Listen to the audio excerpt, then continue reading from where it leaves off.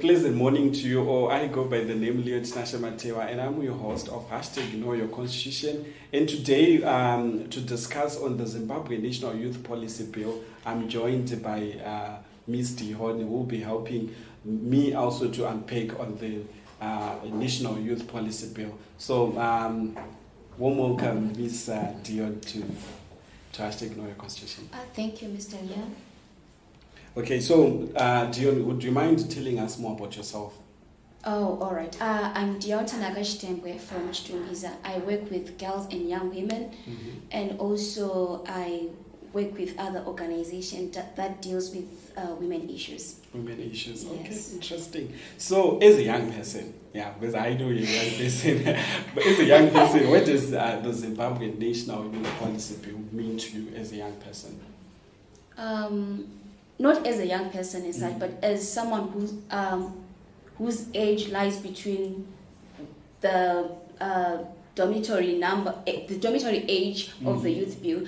To me, it means that the bill is bridging the gap between what's in the Constitution and what my lived realities are. Okay. So to me, it means I have my voice. And also I can participate in what's happening to me and as well as the community at large. And also in decision making as Exactly. well. Okay, all right. So the National Youth Policy Bill, it talks about the education, it talks about employment as well, it talks about health. So in terms of education, the bill provides for the right to education and calls for the development of national youth education strategy. It also includes measures to ensure that young people have access to vocational training and skills development and opportunities. But the bigger question to young people is, are we having access to education? And also, what are the challenges that are being associated with access to education and skills development as young people? I think the first challenge we're having as the youth of Zimbabwe is that we don't know what our rights are. We're not even aware of the Constitution. So we tend to ignore some of the things that we're supposed to be enjoying. For example, the right to education. It's not everyone who is enjoying that right, and it's also limited to a certain number of youths. So it is, even up to now, still a challenge to a number of youth in Zimbabwe. Okay, so in other words, we're saying that perhaps the youth would want to, would want to be educated, but then at the same time, our constitution also says according to the availability of resources. But now, so in other words, it means that those who are able, who can afford to, to get education, are the ones who are, are enjoying the right more. But then there's also a problem, a challenge with those who cannot afford education. But now this National Youth Policy Bill, does it also, does it also offer solution also to deal with youth that are not in a position to also, pursue education, not just because they don't want to, but because of certain challenges that includes financial constraint as well? Okay, I think the first thing which needs to be addressed is in our Constitution, which says according to the availability of resources. It means the government is removing itself from being accountable of the things that they are supposed to offer to the general public. So I think that's the first challenge there, because that means if there are no resources, then there's nothing that they can do, and the young people continue to suffer. So what was the question again? Okay, so the question is, yes. All right, the question goes like this. So now we are having a challenge whereby since the Constitution says according to the resources, available. So in other words, it means that if you, Dion, your parents can afford to send you to school, you are enjoying that right, access to education. But now the question is, what about those who are not in a position to get to access education, not because that they don't want to, they want to, but maybe because of financial constraint? What is there anything that the National Youth Policy Bill addresses in terms of that?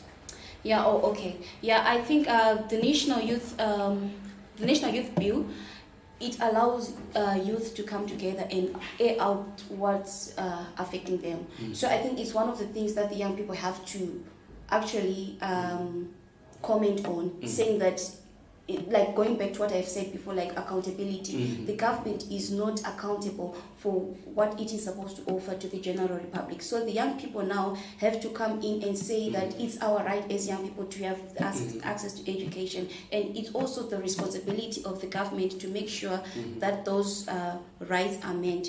So the young people can, I think during the consultation of the bill, the young people can actually air out their views on that.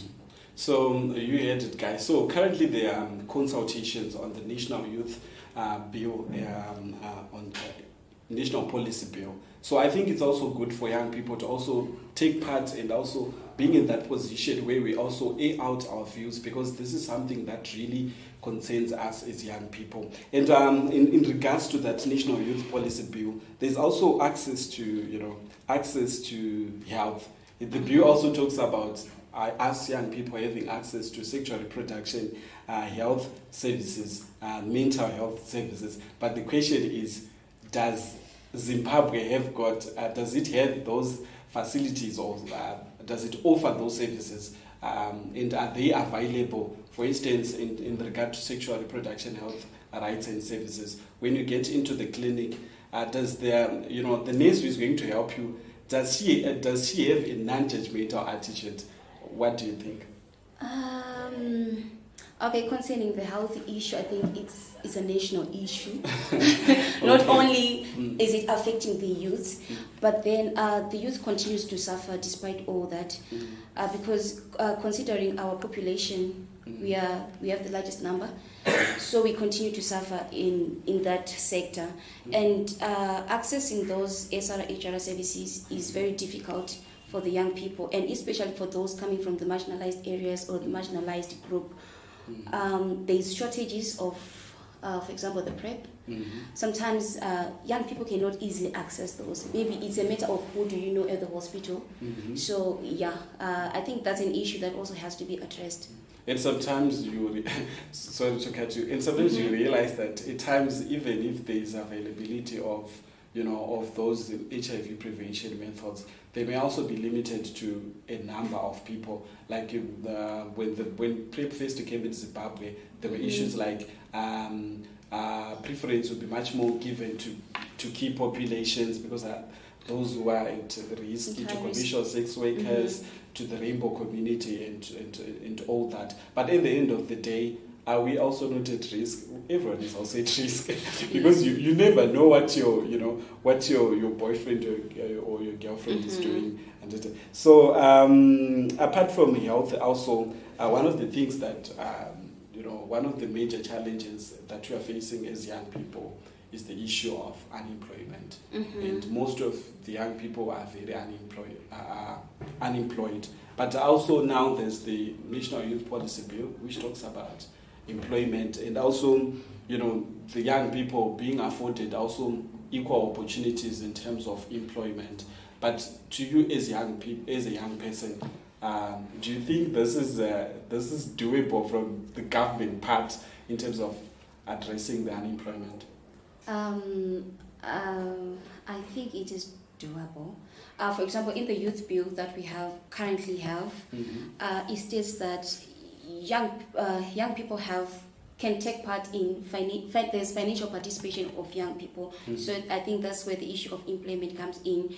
So we can also advocate for or lobby for the quota system to also not only be limited to political participation of youth, but also to the economic and social participation of the young people. For example, the government can try to enforce a policy where it says that every company has to employ at least 25% of its workers should be young people. At least that way, it will create employment for the young people and reduce the.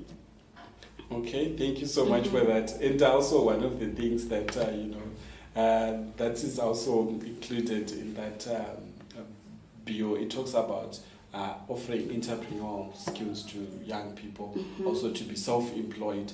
But now, when you look at the issue of being self-employed, there are issues that have to do with the environment. Is it enabling for us?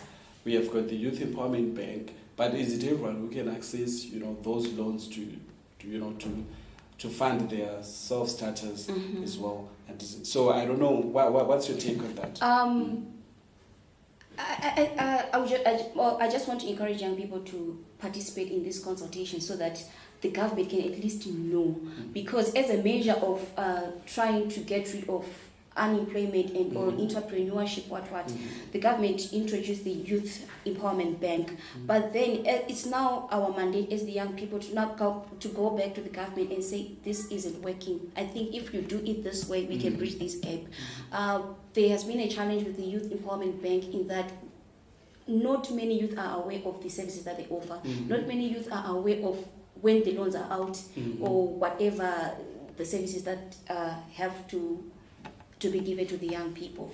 So I think the government is doing its part, and the youth are now encouraged to take their part as well. Okay, thank you so much.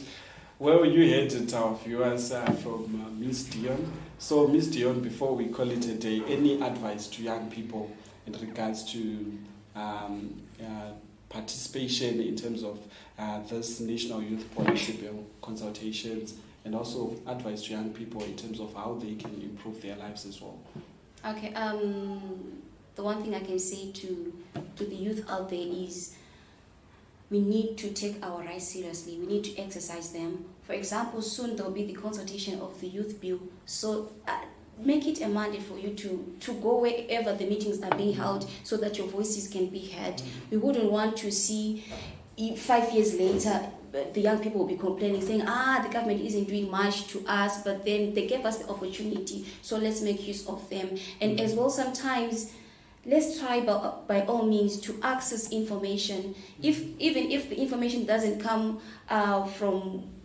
even if the information doesn't come the way we expect, let's go to the banks and ask. It's okay for us to ask the youth bank, say, what services are you offering this month or in this period? So I'm just encouraging the young people to be active.